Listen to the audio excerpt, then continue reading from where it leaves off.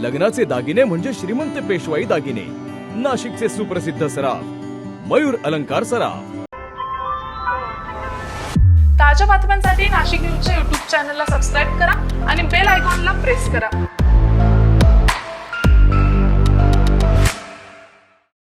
कुष्ठरोग हा शाप नाही तर एक उपचार योग्य आजार आहे। मायकोबॅक्टेरियम लॅप्रे जीवाणूमुळे होणारा हा जुनाट संसर्गजन्य रोग त्वचा, मज्जातंतू आणि नाकाच्या आतील त्वचेवर परिणाम करतो। सुन्नपणा, फिकट पॅचेस, बोटे वाकडी होणे किंवा नाक चोंदणे ही त्याची लक्षणे आहेत। संसर्ग झाल्यानंतर लक्षणे दिसायला 5 ते 20 वर्ष लागू शकतात, पण घाबरण्याचं कारण नाही। मल्टी ड्रग थेरपीने हा रोग पूर्णपणे बरा होऊ शकतो। म्हणूनच वेळेवर निदान करा, उपचार घ्या आणि जागरूकता पसरवा। सार्वजनिक आरोग्य विभाग, नाशिक महानगरपालिका द्वारे जनहितार्थ प्रसारित।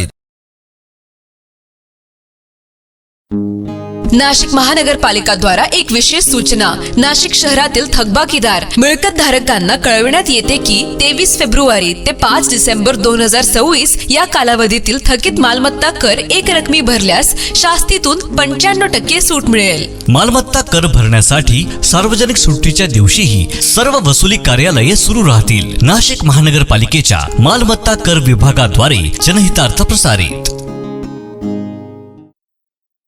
मोडून पडला संसार तरी मोडला नाही कणा, असं म्हणणाऱ्या कविश्रेष्ठ कुसुमाग्रजांच्या नावानं उभारलेल्या उद्यानाचा कणा खुद्द नाशिक महानगरपालिकेनंच मोडलाय। पंचवटीतील हनुमानवाडी येथील प्रसिद्ध कुसुमाग्रज काव्य उद्यानात चक्क ड्रेनेजचे पंपिंग स्टेशन उभारण्याचं काम प्रशासनानं सुरू केलंय। 1999 मध्ये मोठ्या संकल्पनेतून साकारलेलं हे उद्यान कुसुमाग्रजांच्या निवडक कवितांनी सजलेलं आहे। मात्र सुरुवातीपासूनच महापालिकेनं या उद्यानाकडे दुर्लक्ष केलं।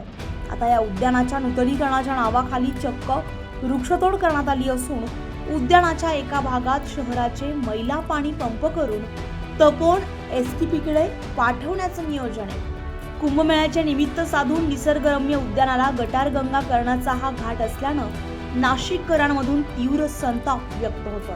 धक्कादायक बाब म्हणजे हे पंपिंग स्टेशन मुळातच उद्यानाच्या शेजारील शिवारात होणार होतं। मात्र काही राजकीय दबावामुळे या प्रकल्पाची जागा बदलून ती उद्यानात घुसविण्यात आल्याची चर्चा आहे। मराठी भाषा मंत्री उदय सामंत यांनी उद्यानाच्या दुरुस्तीच्या सूचना दिल्यानंतर केवळ नावाला रंगरंगोटी सुरू केली आहे, तर दुसरीकडे नागरिकांनी एक झाड तोडलं तर कारवाई करणारे उद्यान विभागाचे अधिकारी मात्र या उद्यानातील वृक्षतोडीवर मौन बाळगून आहेत। Bureau report, Nashik news, Nashik. ताज्या बातम्यांसाठी नाशिक न्यूजच्या YouTube चॅनलला सबस्क्राईब करा आणि बेल आयकॉनला प्रेस करा।